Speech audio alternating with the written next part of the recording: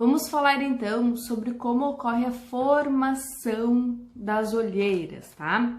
Na olheira vascular, como o próprio nome já diz, o excesso de vascularização que ocorre especialmente na pálpebra inferior, que é essa região, ocorre um aumento do depósito dos pigmentos de hemosiderina, tá? Esses pigmentos, eles liberam íons de ferro que fazem com que gere uma pigmentação excessiva naquela região, tá?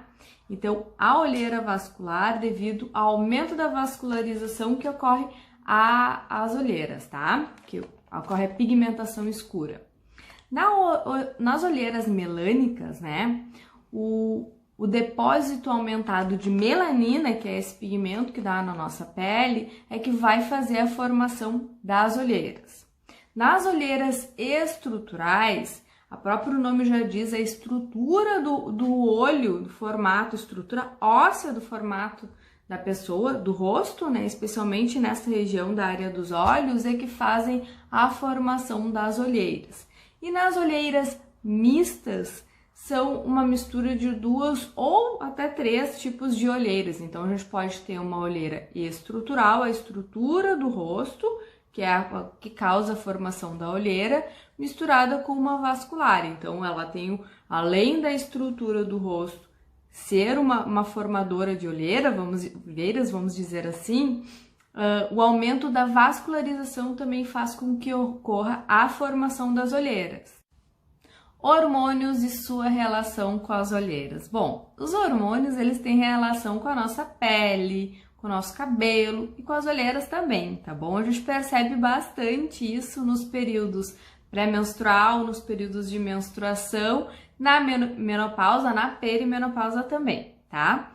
Todas as mulheres, todas nós mulheres, nós temos no nosso corpo os hormônios testosterona, progesterona e estrogênio, entre outros, é claro, mas a gente também tem no nosso organismo os hormônios de testosterona, tá, gente? Que é o hormônio característico masculino. A diminuição dos hormônios de testosterona e progesterona fazem com que a pessoa ou durma mal, de uma forma má, né? Ou tenha insônia. E o fato da pessoa ter insônia, são noites que tu não consegue dormir, entrar no sono profundo, ou até mesmo não consegue pegar no sono, fazem com que as olheiras fiquem mais destacadas, ficam mais evidentes, né? Além disso, o cortisol, que é um hormônio que tem uma relação muito grande com o estresse, ele faz um aumento na nossa vascularização. Então, a gente tem os nossos vasos ficam mais dilatados com o aumento do cortisol. Então, pessoas estressadas têm uma tendência maior a ter olheiras, tá? Ou as olheiras ficarem mais evidentes pelo aumento do cortisol. E aí, por que é importante saber identificar o tipo de olheira que a gente tem?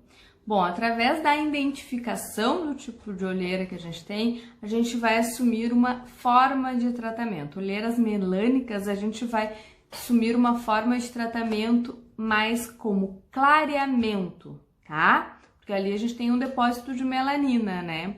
Então, nesse tipo de olheira, além da despigmentação que a gente vai tentar proporcionar naquela região, o clareamento propriamente dito, a gente vai cuidar muito com o sol, usar bastante filtro solar naquela região, tá? Olheiras vasculares, elas têm um aumento da vascularização. Então, esse aumento da vascularização, a gente pode vir a estar fazendo microcorrentes, por exemplo.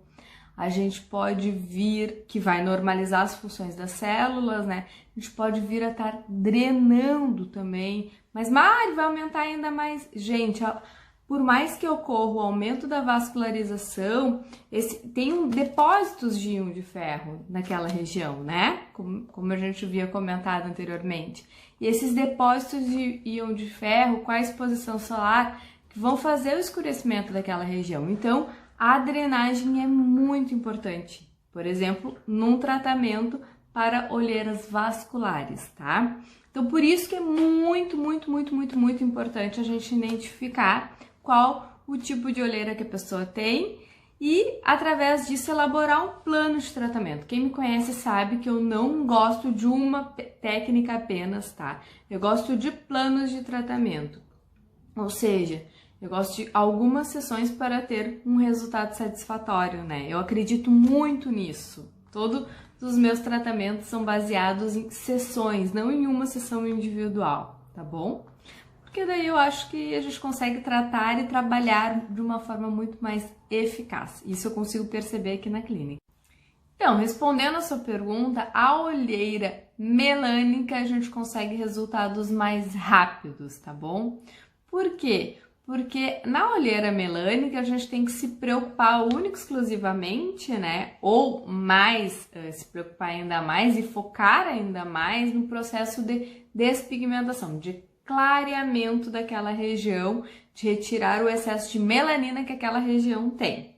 Na olheira vascular, pelo excesso de vascularização que a gente tem, ela é um pouquinho mais difícil a ser tratada. Então, a gente pensa em médio e longo prazo para se ter um resultado bem satisfatório. Mas tem tratamento sim, tá? Olheira estrutural, a mesma coisa. Como a gente tem uma relação muito grande com a estrutura do teu rosto, é um pouquinho mais complexo de se tratar, porque tu não vai mexer na estrutura do rosto da pessoa, né? Mas tem clareamento, tem sim procedimentos e técnicas que a gente vai fazer e que vão dar um resultado de clareamento, nem que seja a médio e longo prazo, tá?